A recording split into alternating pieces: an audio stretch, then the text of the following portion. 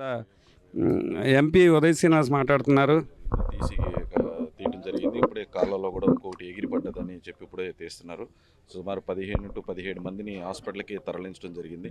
వాళ్ళకి మెరుగైన వైద్యం అందించవలసిందిగా already deputy chief minister Pawan Kalyan గారు కూడా అప్పుడే ఫోన్ చేశారు, మాట్లాడడం జరిగింది. దుర్గేష్ గారిని కూడా ఇక్కడికి రమ్మన్నారు. సో మంత్రి గారు కూడా వస్తున్నారు. అలాగే నేను, జిల్లా అధ్యక్షులు, ఇక్కడ జిల్లా యంత్రాంగం అంతా కూడా, అధికార యంత్రాంగం అంతా కూడా ఇక్కడ ఉన్నాం. డిఎంహెచ్ఓ, కలెక్టర్ గారు, ఎస్పీ గారు అందరం కూడా ఇక్కడ ఉన్నాం.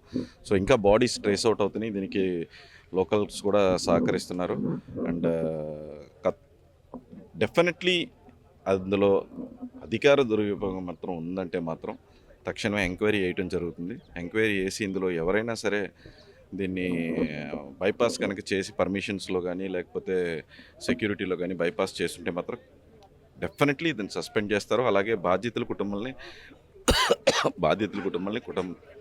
కుటుంబ ప్రభుత్వం, ముఖ్యమంత్రి గారు, ఉప ముఖ్యమంత్రి గారు, మేము అందరం కూడా డెఫినెట్లీ ఆదుకుంటాం. సమాచారం సేకరించారు. ఏం జరిగింది ఈ ప్రమాదాన్ని, ఇంత దారుణమైన ఘటనకి కారణాలు ఏమో తెలిసా? కారణాలు ఇంకేం లేదండి. ఇప్పుడే బాడీస్ అయ్యి ట్రేస్ చేస్తున్నారని కారణాలు డెఫినెట్లీ దీనికి తగిన ఎంక్వైరీ చేస్తారు. లేదు, అలా ఇచ్చిన సమాచారాన్ని మీకు చెప్పకూడదు. సో దీని మీద స్ట్రిక్ట్ ఎంక్వైరీ చేస్తారు.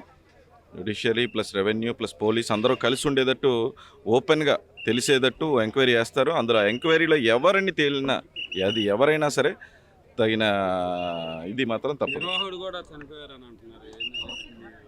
అదేనండి, ఇక నిర్వాహకులు, ఇందులో పనిచేసేటోళ్ళు అందరూ చనిపోవడం జరిగింది. 21 డెడ్ బాడీలు తీయడం జరిగింది. 15 to 17 మందిని హాస్పిటల్కి తరలించడం జరిగింది. ఇంకా కూడా కంప్లీట్ ఇదే అని చెప్పి నెంబర్ చెప్పే పరిస్థితిలో లేదు.